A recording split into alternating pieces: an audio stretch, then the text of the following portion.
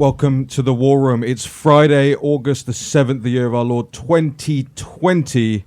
Broadcasting live from Capitol Hill, Jack Maxey, Raheem Kassam, Vish Bora, the whole War Room team here in Washington, D.C., joined down the line by Stephen K. Bannon. I want to thank our broadcast partners, the America's Voice.news, the Newsmax TV, the G News and GTV, who take this show, subtitle it in Mandarin and blow it through the CCP's firewall. And of course, the John Fredericks Radio Network. Got a lot to cover this morning. Episode 321 starts now with Larry Lindsey, CEO of the Lindsey Group, and Stephen K. Bannon. Steve, over to you. Yeah, there's so much going on where you get into today. Hydroxy, talk about the special tomorrow. President Trump dropping the hammer on the CCP and their technology war against the United States.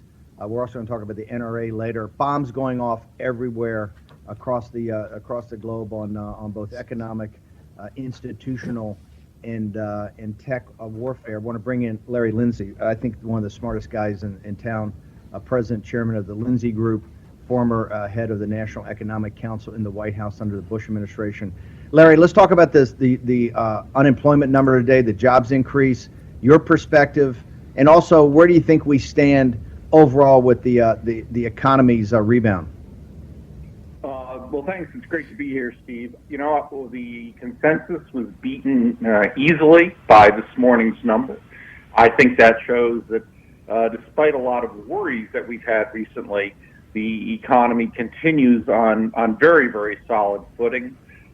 We've now made up more than half of our wage losses, which is a good indication of what's actually happening economy-wise.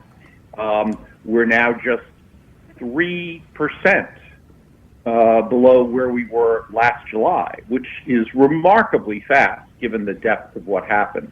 So I think we should view today's number quite optimistically. What do you attribute that to? There's been all this kind of fits and starts about opening, not opening. We know hydroxy has not been approved yet for emergency use. We got all these issues with the schools, all of that. Where do you think we stand actually with reopening the economy? Because these jobs numbers look pretty strong. They look very strong. I think the economy fundamentally is strong. I think that some of the slowing down of the process of reopening had slowed down job gains a little bit. We had been running at 4 million. Now there are, of course, fewer people to add back on, so we're down to just under 2 million. But that's still a very, very solid pace. I rarely praise government, Steve, as you know. But I have to say that the economic reaction of government here has been a major cause of this rapid recovery. Those $1,200 checks that went out were very, very helpful. The public is able to spend despite what has happened to the loss of wages temporarily. And I am hopeful that the Congress will give us one more shot to continue this process through the end of the year. If they do, we have a chance of ending the year back where we were at the end of 2019. Now, granted, that's not forward progress, but having made up for the loss that quickly is something we should be proud of. Oh my gosh! I mean, if you that in and of itself, given this pandemic, given what the CCP has done, I think it'd be breathtaking, to be honest with you. What a hole to dig yourself out of. Look, you're unique in that you both understand kind of the Trump economic agenda, and you've obviously work in the Bush administration. You know the way that the Republican Party think, and particularly the guys on economic policy who make things happen. Where do you think we are right now? It's very confusing, kind of the fog of war here up on Capitol Hill. Where does Larry Lindsey think we really stand between what's the bid and the ask on actually getting something done on this fourth relief package? Well, I think that Speaker Pelosi and the Minority Leader Schumer have figured out that what's bad for the economy is good for them. And so Pelosi, for example, simply refused to negotiate. So it's just fine with her if no package goes through. She'll increase her majority, and Schumer may end up with, 56 or 57 seats if we don't keep this economy going. What is stunning to me is the number of Republicans who don't get what the Democrats plainly do. And so I think there's a lot of waste in what Pelosi proposed, and I think it should be slimmed down quite a bit. But I certainly think that a bill that includes some kind of extension of the unemployment benefits, $1,200 checks, which takes care of individuals, liability reform, which I think is very important, and then the Speaker wants lots and lots of money for states, and maybe that's the price we have to pay in order to get more sensible things through. Look, you're saying something that I've said from day one. She's going to try to bleed President Trump out.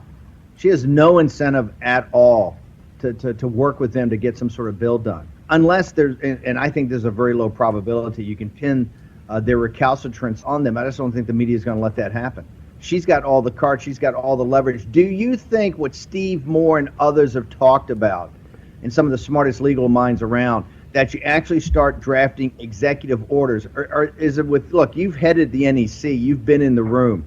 Do you believe the president has the executive authority to start pushing some of these things forward, if nothing more than a hard bargaining chip to try to break this logjam? Because otherwise, I agree with you. Everybody's gone home now. People should know in the audience, the Senate's gone home. I think the House has all gone home. I mean, they're not guys doing 24-hour meetings here.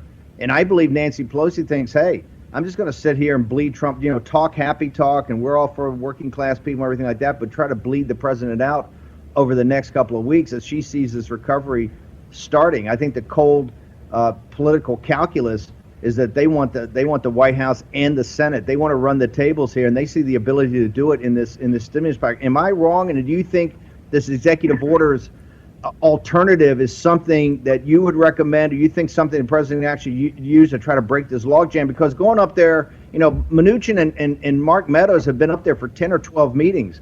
I think we're beyond meetings now. Everybody's gone home. That's the optics of what the Democrats think about this.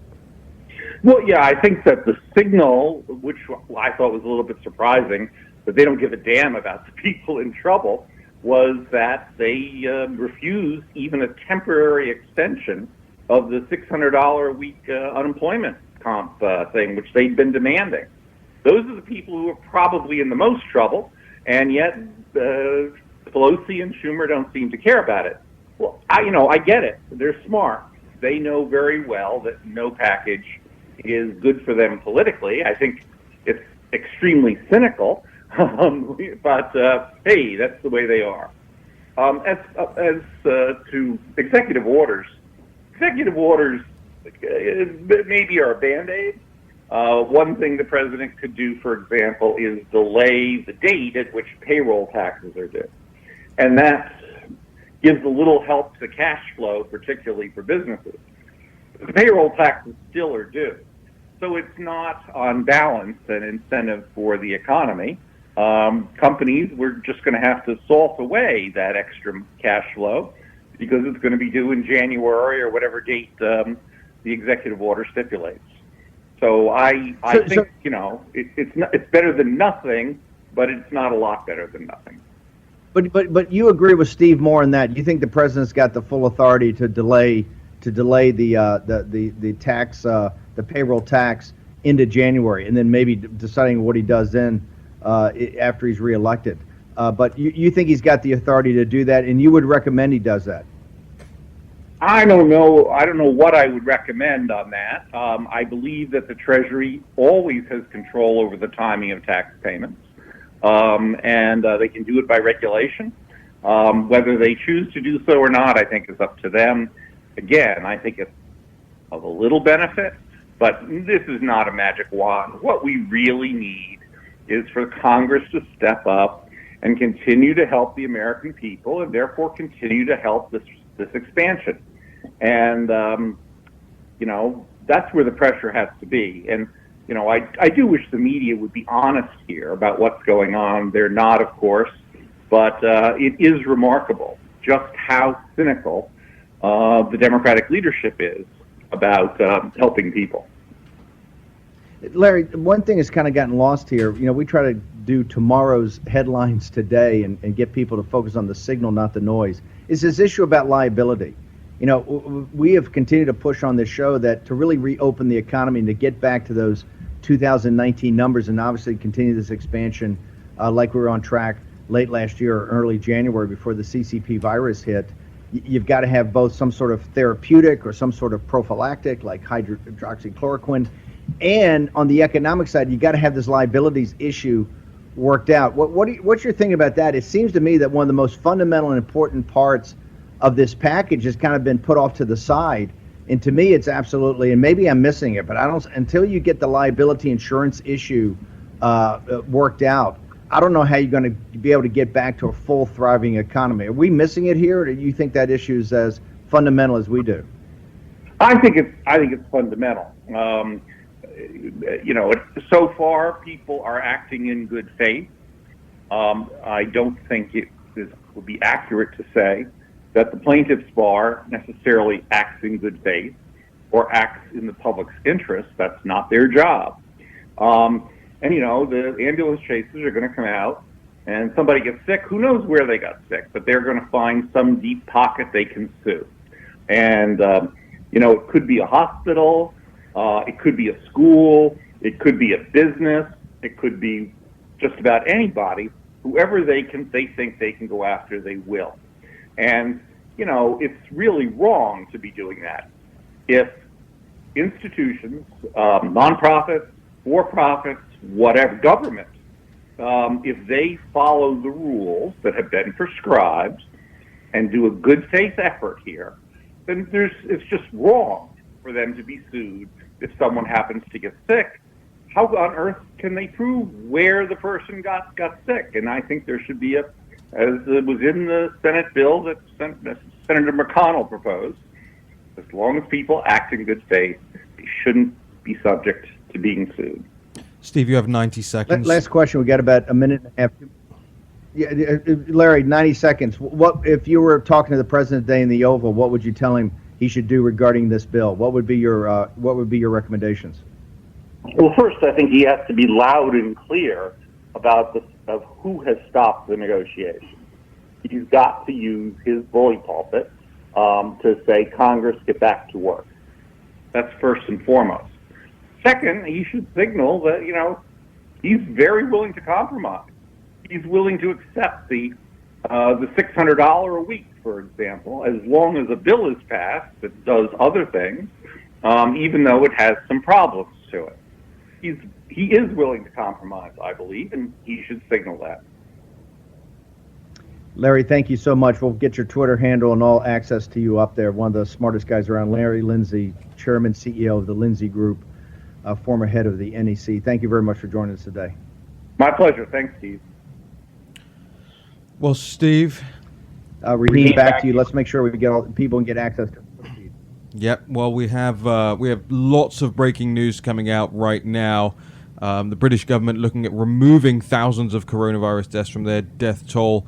The BBC News reporting that hydroxychloroquine is being discarded prematurely, according to scientists. And latest breaking news, the US is poised to sanction Hong Kong's Carrie Lam on the crackdown that we've seen in Hong Kong. We'll bring you all that breaking news and more with Jack Maxey, Raheem Kassam, Stephen K. Bannon, and a whole host of great guests over the course of the program. See you in just a second. War Room Pandemic with Stephen K. Bannon. The epidemic is a demon, and we cannot let this demon hide. War Room Pandemic. Here's your host, Stephen K. Bannon. Welcome back to the War Room. It's Friday, August the 7th, 2020. Jack Maxey, Raheem Kassam here on Capitol Hill. Over to Stephen K. Bannon. Hey, just heard from Larry Lindsey, one of the smartest guys in Washington, about the economy, about the return of the economy. He talked about, hey, if things go right, we could actually maybe by the end of this year be back to where we were in 2019. The folks on Lead Us Through It are entrepreneurs. If you're an entrepreneur, you need every tool in your toolbox, and the tool you need most is NetSuite by Oracle. Remember, Oracle's number one in the cloud. NetSuite's number one for entrepreneurs. Go to netsuite.com/Steve. Bannon, Bannon today to get the 7 action steps every entrepreneur should be taking. Back to you, Raheem, for breaking news. Yeah, the breaking news, literally just minutes ago, we're starting to learn of a new wave of sanctions the Trump administration is considering. This is from Bloomberg.com, and it's also reported, I believe, on the South China Morning Post. The U.S. poised to sanction Hong Kong's Carrie Lam. The Trump administration is posed to impose sanctions on Chinese officials and their allies in Hong Kong, including the Hong Kong chief executive Carrie Lam, as soon as Friday, over their role in curtailing political freedoms in the former UK colony. That's according to 3 people familiar with the matter, ostensibly in the Trump administration. The measures would also, Bloomberg reports, target Communist Party officials, according to 2 of the people. All of the people spoke on the condition of anonymity. Gentlemen? Yeah, I think we're seeing it. Jack, I know you're going to jump in here in a second with some more breaking news in China, but I got to tell you, I think you're seeing it. You're seeing all the polling is the American people are now more united than ever about holding the Chinese Communist Party accountable across the board. You're seeing the Trump administration. We're going to get into the whole tech part of it in the next segment. But I think this sanctions of individuals. Look, Carrie Lam is fine. For our audience, she's the person, the elected official that kind of runs, or I guess the designated official that kind of runs Hong Kong. But what we need is the sanctions of really who brought this down, who brought the national security bill down, and that is the leadership, the cadre up in Beijing. We need Wang Shishan, General Secretary Xi, and the rest of his henchmen. We need those guys sanctioned. So it's a start, just like tech is a start, just like some of these discussions on other economic warfare aspects are all a good start. Directionally, it's all great. Now the hammer just has to come down, and it has to come down now. And that's why we're so proud to push this every day to kind of enlighten everybody about what's going on. And for the Bernie people out there, the economic nationalists, you really ought to start paying attention to what the Trump administration is doing about holding the CCP accountable. Remember, it's the Chinese Communist Party and their business partners in the financial capitals of the world, international corporations, in what I call the Party of Davos, which is the World Economic Forum. All of those devils. That's the business model that's really stripped working people of really their own wealth creation. And for all the economic nationalists out there in the Bernie movement, just understand you're getting sold out by Joe Biden. Joe Biden's a total globalist. They got no room for you. You've been offered no positions. There's no discussion about what Bernie's position. Bernie's sitting there going, "Oh, it's the most progressive we're ever going to have." Right now, you have nothing. Absolutely, totally zero. And Bernie's a great guy, but he's a pie. He's way too soft to negotiate this. And that's why if you look at the actions of the Trump administration and these increasing actions, they very much fall in line with economic nationalism. And I think the Bernie people ought to really give a very serious look to what's going on here. Jack, I know you've got more news coming out of China.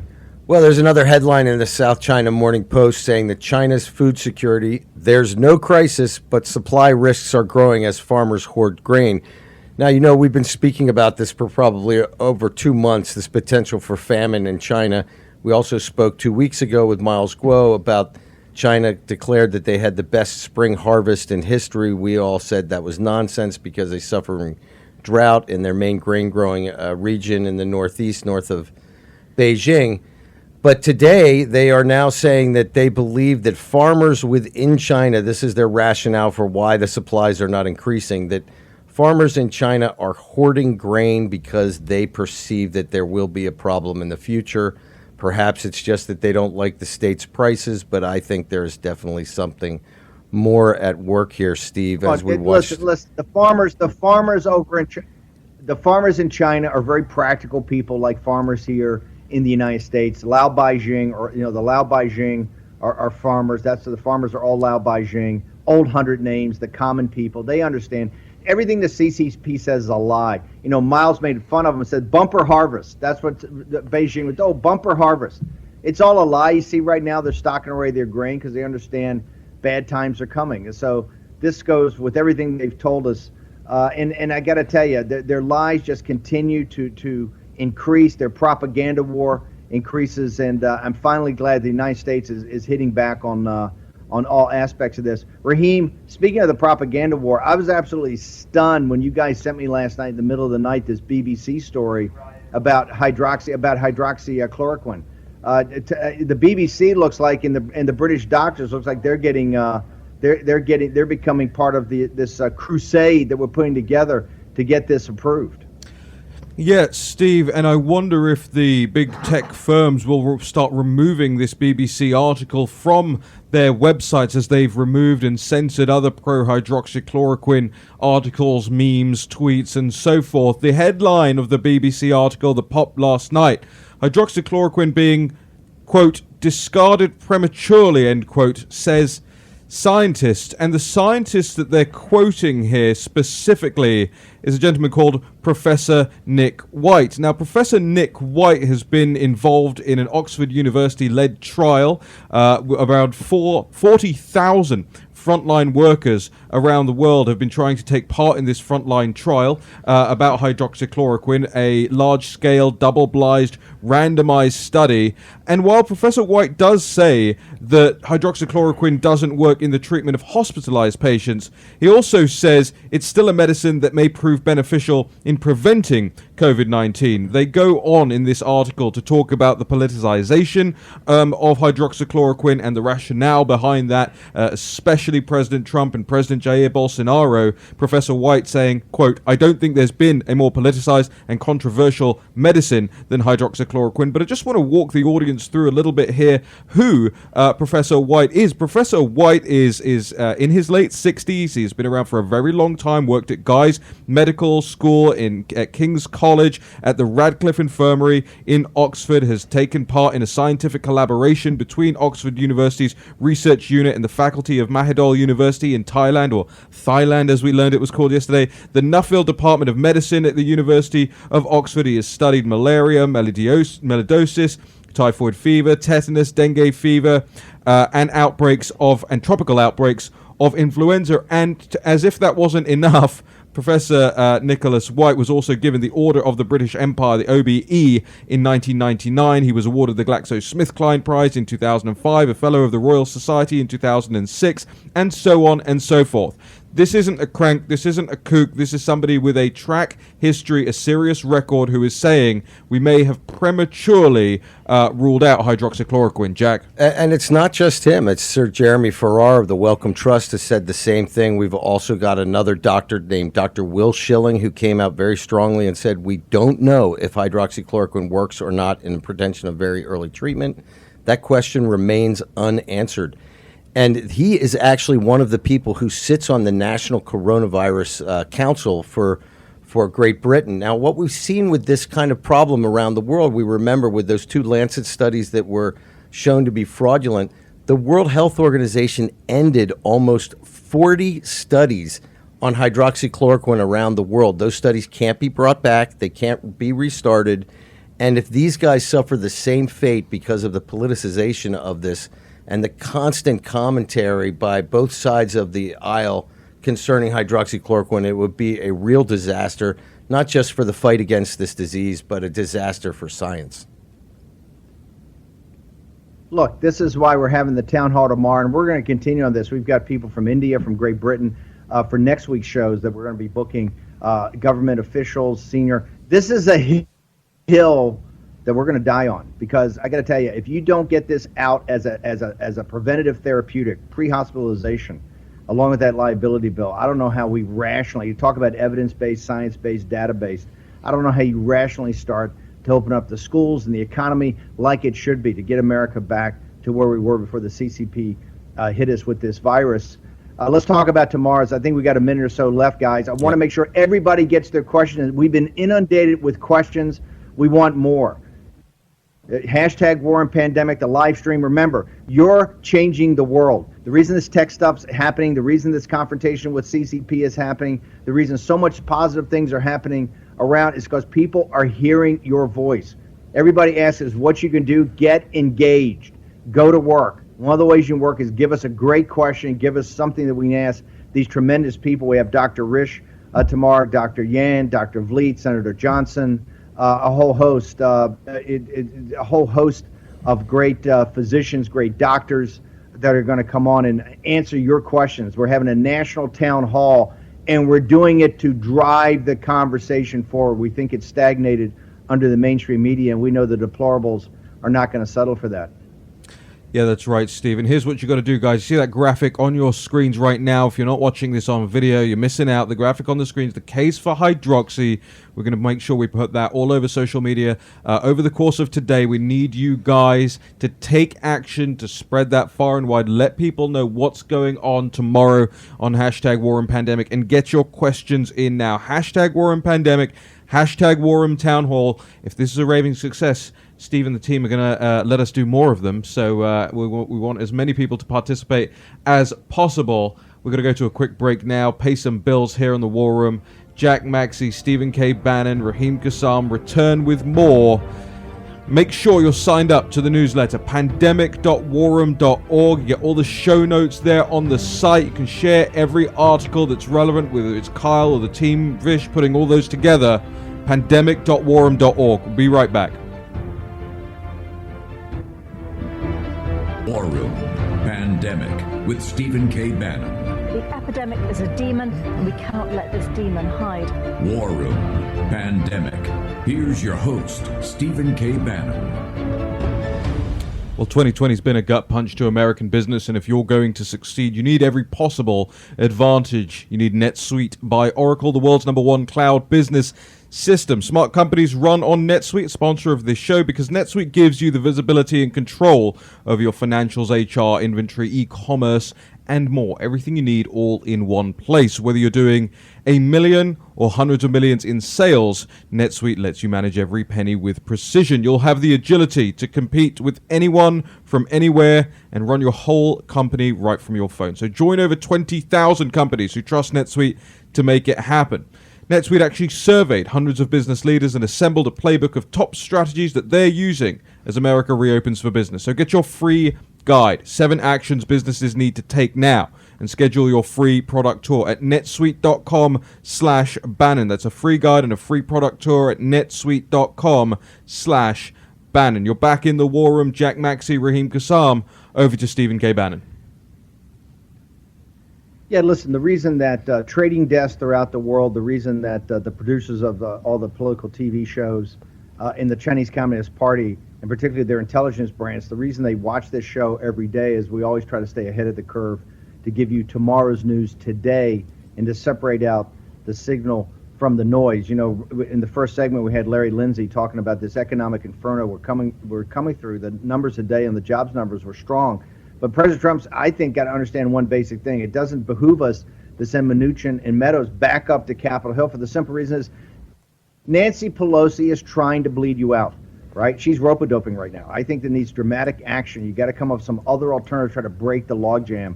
And so I know the guys over at the White House are working on a number of different alternatives. And I think, as Larry Lindsey said, I think now's the time to strike and to try to get some of these things rolling, because Nancy Pelosi is just looking at August as a time to draw this out. And I think you've seen this. I don't even think it's negotiation in good faith. I think they've got a position over $3 trillion, a grab bag of things that they want in there. They're not prepared to budge. You haven't heard anything about them budging at all. And to me, they're not dealing with the central thing we have to, besides the economics of replacing aggregate demand, is this question of liability. And remember, we're populists, but you have to have a rational understanding of how business works and where the liabilities are going to come from, I think, before you start really opening up the economy and we get back to the America that we had before the CCP lied and basically exacerbated the release of this virus in, as Dr. Yan says from the Hong Kong lab, a man-enhanced virus, exacerbated its spread throughout the world. This is one of the reasons that we're so focused on hydroxy. This is something that to us, remember, there's no Republican or Democrat on your death certificate. There's no progressive or right-winger, right? You're just dead. And this is what we're trying to do, is help American citizens to decrease this horrific number. We're at 1,000 a day. Barron's is telling us, guys, we're at 2,000 a day. So before we bring Dave Ramaswamy and talk about hydroxy in India and also about the tech war that the president is now standing up to the Chinese Communist Party about this technology war, I want to go to this death count. Is it 1,000 a day, Jack Maxey, or is it 2,000 a day? Barron's is telling me it's 2,000 a day. It's a blaring headline on Drudge. What's the truth here? Are we losing? By the way, it's horrific enough we're losing 1,000, but why did it increase, according to Barron's, to 2,000? Steve, I'm not really sure where Barron's got that number. It's not supported by like New York Times, Washington Post, Hopkins. Very oftentimes you'll get 2 days numbers will be crunched together in some sort of reporting. But what most people are saying that we're losing about 1,040 overnight, and we're losing over 1,000 a day. This is no joke. Certainly where it's occurring around the country is much more widespread than when it was a few months ago when we saw it concentrated in the Northeast. But I will say that as we look at the 7-day trends, we are starting to see a decline in positivity. We are starting to see a decline in hospitalization. We have seen an increase in deaths, but this really, the number of deaths really is 2 weeks behind the actual testing, right? So we've sort of passed over the peak of what it seems to be the newer infections are starting to decline in many states. But obviously, we've got a real problem, and the problem has been the same one that it's been since day one, which is really our most vulnerable are the most affected. And there were some very interesting stats that came. Let me ask you guys, because Dr. Birx had this idea of target interventions. Right now, Raheem and Jack, and the audience, I want the audience to get in here and give us your comments and your thoughts. What is the daily messaging you're seeing from the White House of exactly where we stand? Where do you think when people, and particularly low information voters and maybe people who are not engaged in politics, when they look to the White House of where we actually are in this pandemic and what I think is the first wave surge? And one thing we should note, all the experts were wrong on this about the summer. Remember, this virus is shown it's impervious to heat and humidity.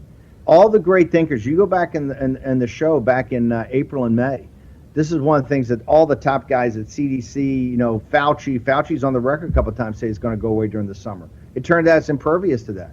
We got to get an answer for that. The answer for that lies in Wuhan. The answer to that is being hidden by the Chinese Communist Party, and Dr. Tedros is not going to get to the bottom of this. This is what's so frustrating. We're losing 1,000 Americans a day. And I understand, 30 or 40% of them are elderly, Jack? Yes. But they're still the greatest generation. Last time I looked, the people that had the guts to end the war in the Pacific that we talked about yesterday, the 75th anniversary of Hiroshima, are the people that are dying now. And I don't want to hear all these libertarians. I don't want to hear all this stuff. Oh, they're just old people, okay? If we can't protect our elderly, if we can't protect the greatest generation, then we're not a country anymore. We're not the America we used to be, right? So that's why this has got to be focused, action.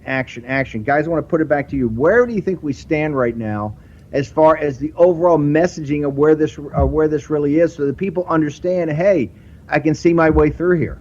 Yeah, Steve, I want to jump in there because I think you're right to point that out, that not just is it being hidden, the origin of this virus in Wuhan by the Chinese Communist Party being hidden by the World Health Organization, but also I would say that Western nations, my own in the United Kingdom and indeed the United States as well, really not doing enough to force the issue that, hey, we want that data, we're going to come and get that data because it's still killing thousands of people day on day. Now, the Barron's report that you speak about, it's actually an Agence France-Presse report, which is all of about 50 words long. The giveaway is in the use of the word real-time tally. They're using the real-time tally. Now, what the real-time tally does is sometimes it adds the data at 5 p.m. and sometimes it adds the data at 11 a.m. So what seems to have happened here is they've combined a 24-hour period that has included 2 reporting periods and combined that as one 24-hour period. That's not how it works. But as you say, that's not an excuse. 1,000 deaths a day is still a terrible thing. Now, my perspective on this, when I watch these press conferences, when I watch the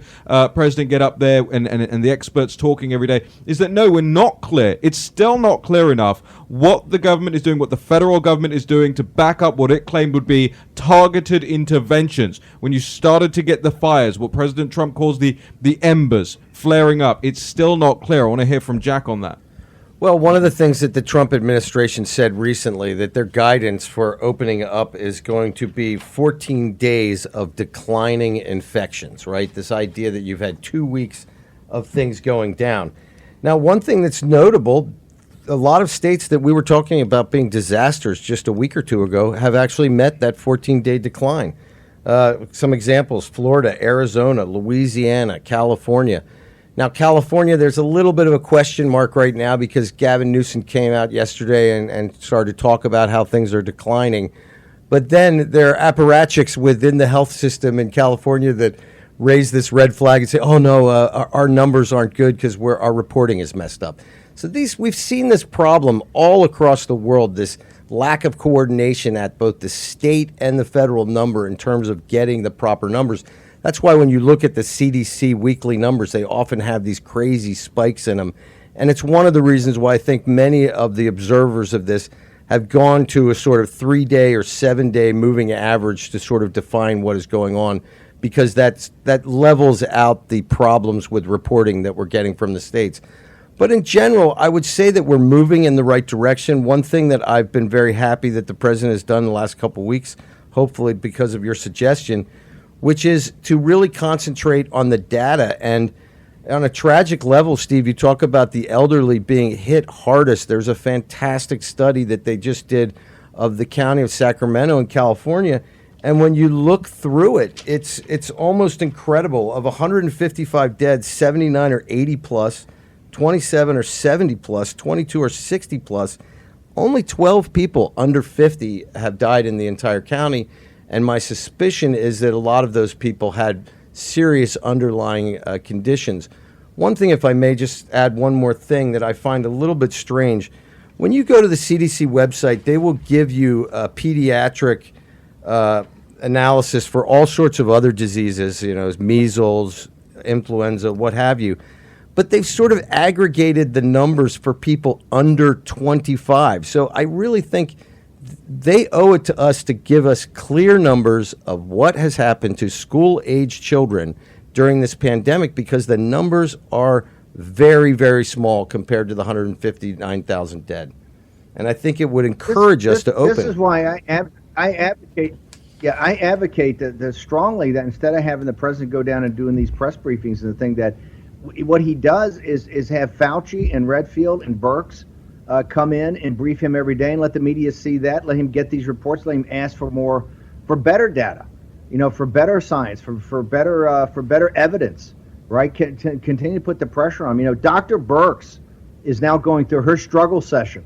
The mainstream media has turned on her with a vengeance, right? It started with that New York Times story, the Maggie Haberman story, about she was the one responsible for the miscalculations in the spring. I don't know if that's totally accurate or not, but she's going through her struggle session in the mainstream media. But I think it's for the team around him, and particularly Dr. Fauci. If Dr. Fauci should be talking to the president every day and not to the media, and he should be talking to the president in the Oval Office and giving him updates and reports. Look, one of the reasons we're so maniacally focused on hydroxy is that to us it's pretty evident, it's pretty clear, it's pretty straightforward. Some of the best minds in the world as a preventative and a prophylactic. We're not talking about late-stage hospitalizations. We're talking about it as a preventative and a prophylactic. It's pretty straightforward.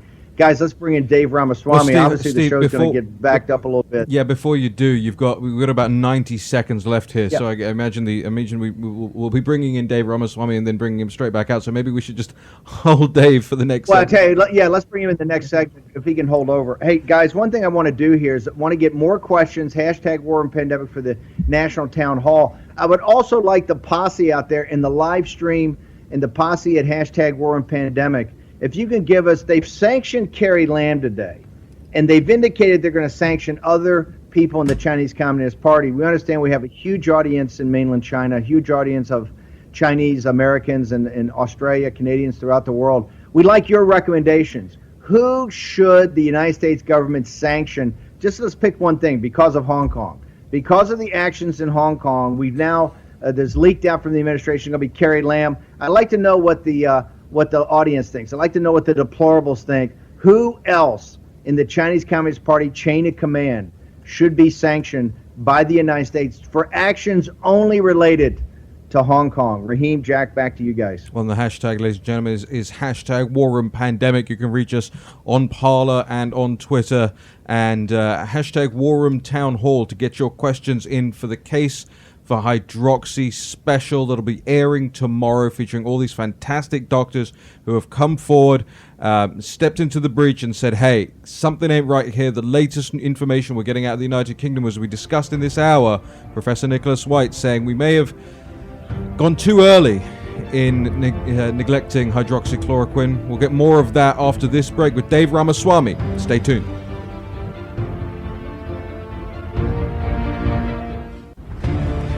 War Room Pandemic with Stephen K. Bannon. The epidemic is a demon, and we cannot let this demon hide. War Room Pandemic. Here's your host, Stephen K. Bannon.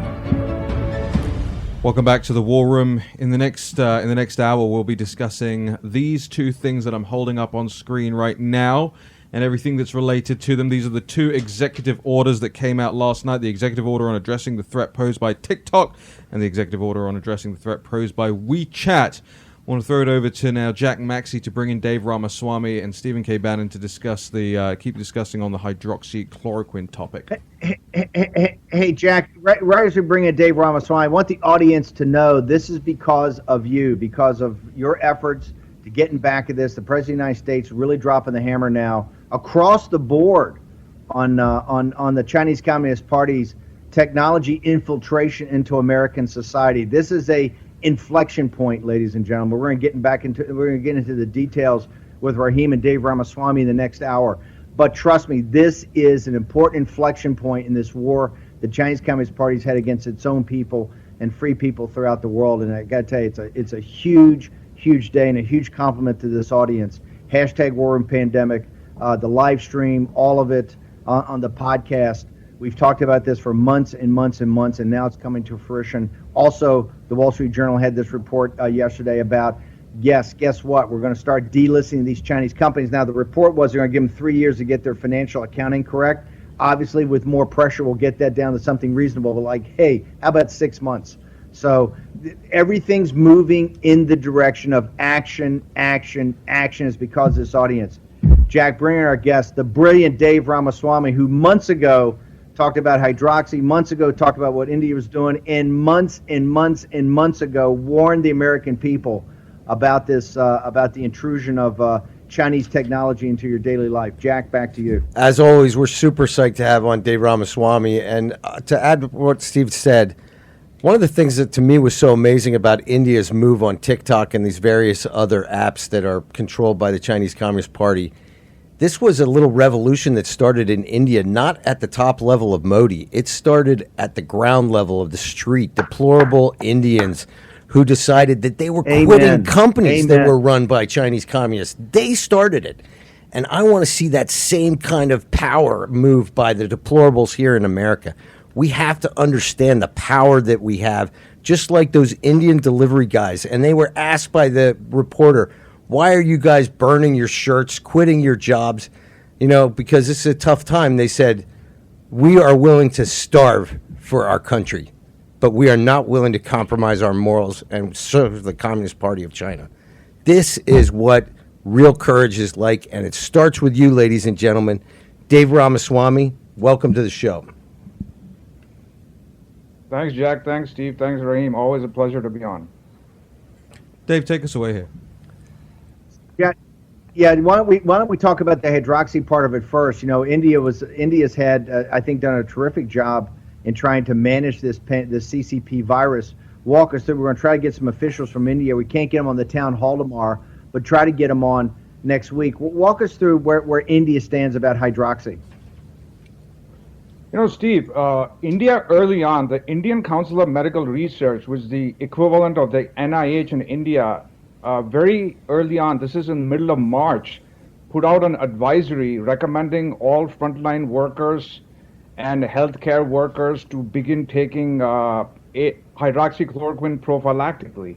And this was because of the NIH papers from 2005, other studies which had shown that in vitro, that both in the lab as well as in the field. Hold it, Dave. Just remember, that's a Dr. Fauci NIH study from 2005. Am I not correct in that? Yeah, absolutely. You're right. It's on the NIH website still. So the point was, based on the past, and Dr. Yan mentioned this, the SARS-CoV-2 shares 80% of the genome with SARS-CoV-1. So based on like studies in the lab and also in the field, and Jack has been one of the leaders on this as well. Like hydroxychloroquine has been used around the world for 75 years and very safely, and in at least 80 countries it's available over the counter. So this whole issue became politicized only this year. So back to India. So India suggested hydroxychloroquine as a prophylactic for all healthcare and frontline workers beginning in March, and they expanded it in May, going against the WHO, going against the Lancet studies, which in retrospect turned out to be bogus. So India has kept its death rate, what I call the death count per million, to one of the lowest in the world. While in Western Europe and in the Americas, we have death counts per million, between 300 and 500 per million. In India, it's only about 30. And hydroxychloroquine was absolutely key to keep the infections and death rate so low. Until recently, Steve, India with a population of 1.3 billion had fewer deaths than the state of New York with a population of 20 million. So that tells you everything. Steve, you've got 2 minutes here. Jack, go ahead. Yeah, Dave, I completely agree. Yeah, listen. Agree with you on. We made ahead, the notion of the comparison between New York and India the other day. I mean, New York and New Jersey are really like an anchor around the throat of the U.S. statistics as well. If you remove them, we're one of the best performing countries in the world. But I think India is really a miracle. And there are other countries as well who have much lower death rates than us. Costa Rica, Israel, Russia, Turkey, Algeria, Morocco, Indonesia, Ukraine, Greece, and Cuba. Now, Cuba, Greece, Ukraine, Indonesia, Morocco, Algeria, they started, and India all started hydroxychloroquine from day one. These are not necessarily what we would compare as first tier sort of medical systems compared to the United States. So there has to be something at work here, and I don't think it would be the incompetence of American medicine, but perhaps it is the lack of hydroxychloroquine in the mix. No, Jack, let me add something, which is, in life there are no certainties, only probabilities. And what this whole episode has shown, and Dr. Yan mentioned this as well, hydroxychloroquine, nobody's saying it's a cure, but what it does when administered early on, within 5 days of symptom onset, is dramatically reduce the viral load and, prevent the body from getting into what is this cytokine storm, which is this Dave, all over chronic inflammation. Dave, so that's what's key to remember. Dave. So what we're talking about is Dave, I hate to biological cut you off here, but we're up against a hard break. Dave Ramaswamy there, principal at Indus Latin Ventures. Thank you so much for joining us here on War Room Pandemic. Jack Maxey, Stephen K. Bannon, Raheem Kassam. Return in just a moment.